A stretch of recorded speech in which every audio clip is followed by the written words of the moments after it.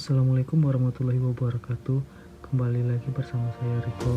Kali ini saya akan membuat podcast dalam tugas agenda 3 dalam pembahasan manajemen P3K atau pegawai pemerintah dengan perjanjian kerja.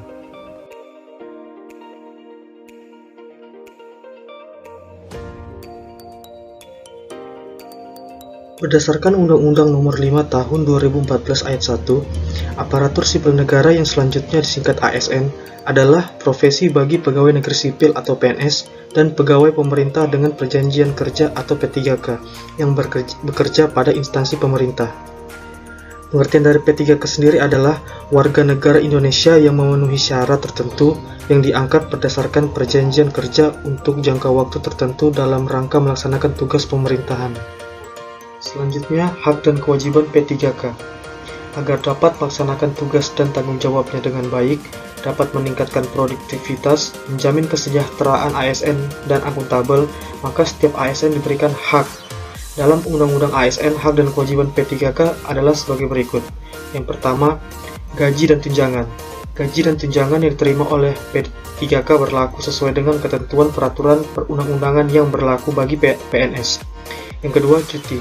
Terkait dengan cuti, setiap P3K berhak menerima cuti yang diberikan oleh PPK. Cuti tersebut meliputi cuti tahunan, cuti sakit, cuti melahirkan, dan cuti bersama. Yang ketiga, perlindungan.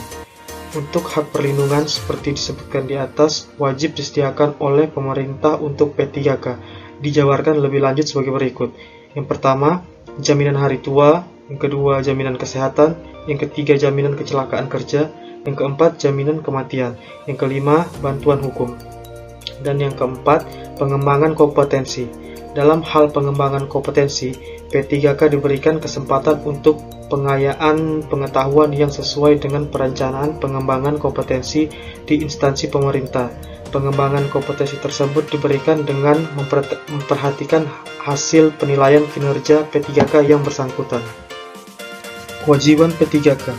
Kewajiban pegawai P3K antara lain, yang pertama, setia dan taat pada Pancasila, Undang-Undang Dasar Negara Republik Indonesia tahun 1945, Negara Kesatuan Republik Indonesia, dan pemerintah yang sah. Yang kedua, menjaga persatuan dan kesatuan bangsa.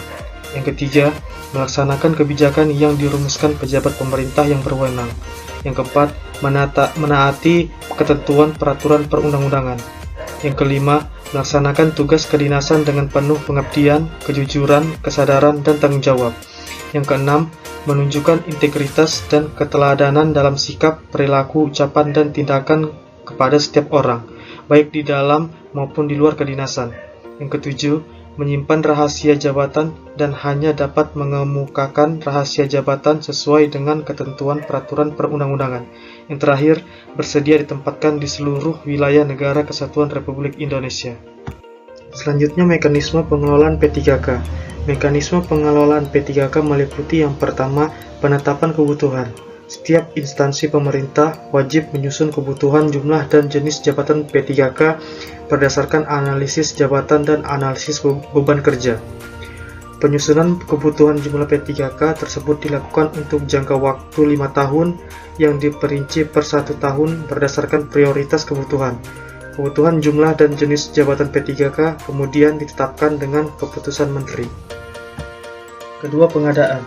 Setiap warga negara Indonesia mempunyai kesempatan yang sama untuk melamar menjadi calon P3K setelah memenuhi persyaratan.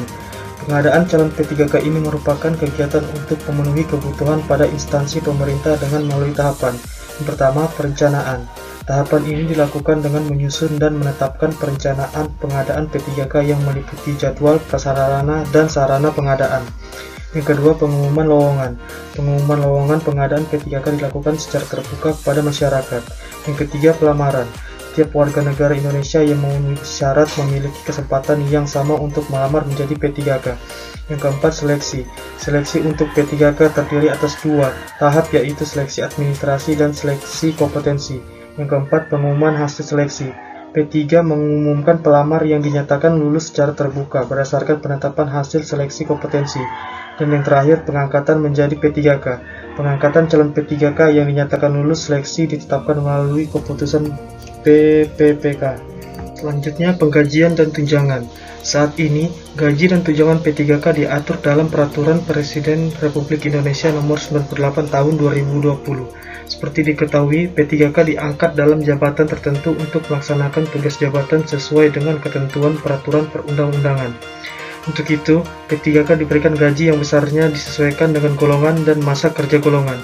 Selain itu, P3K juga diberikan kenaikan gaji berkala atau kenaikan gaji istimewa sesuai dengan ketentuan peraturan perundang-undangan. Terkait dengan tunjangan, P3K diberikan tunjangan sesuai dengan tunjangan PNS pada instansi pemerintah tempat P3K bekerja.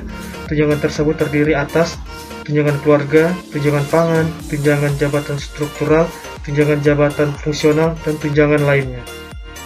Selanjutnya, pengembangan kompetensi. P3K diberikan kesempatan untuk memperoleh pengayaan pengetahuan dalam rangka kegiatan pengembangan kompetensi. Kesempatan untuk pengembangan kompetensi direncanakan setiap tahun oleh instansi pemerintah. Setiap P3K memiliki kesempatan yang sama untuk memperoleh pengembangan kompetensi. Namun apabila terdapat keterbatasan kesempatan, prioritas diberikan dengan mempertimbangkan hasil penilaian kinerja P3K yang bersangkutan. Pengembangan kompetensi tersebut harus dievaluasi oleh pejabat yang berwenang dan dipergunakan sebagai salah satu dasar untuk perjanjian kinerja selanjutnya. Selanjutnya, pemutusan hubungan perjanjian kerja. Pemutusan hubungan perjanjian kerja P3K dilakukan dengan hormat karena beberapa alasan sebagai berikut. 1. Jangka waktu perjanjian kerja berakhir. 2. Meninggal dunia. 3. Atas permintaan sendiri. 3. Perampingan organisasi atau kebijakan pemerintah yang mengakibatkan pengurangan P3K. Dan yang terakhir, tidak cakap jasmani dan atau rohani sehingga tidak dapat menjalankan tugas dan kewajiban sesuai perjanjian kerja yang disepakati.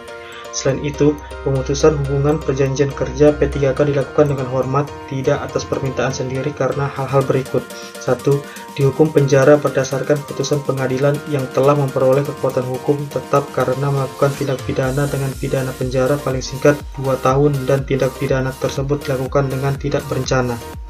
Yang kedua, melakukan pelanggaran disiplin P3K tingkat berat. Dan yang terakhir, tidak memenuhi target kinerja yang telah disepakati sesuai dengan perjanjian kinerja.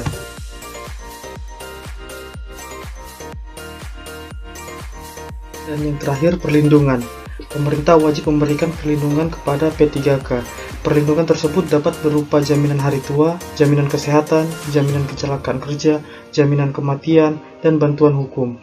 Perlindungan berupa jaminan hari tua, jaminan kesehatan, jaminan kecelakaan kerja, dan jaminan kematian dilaksanakan sesuai dengan sistem jaminan sosial nasional.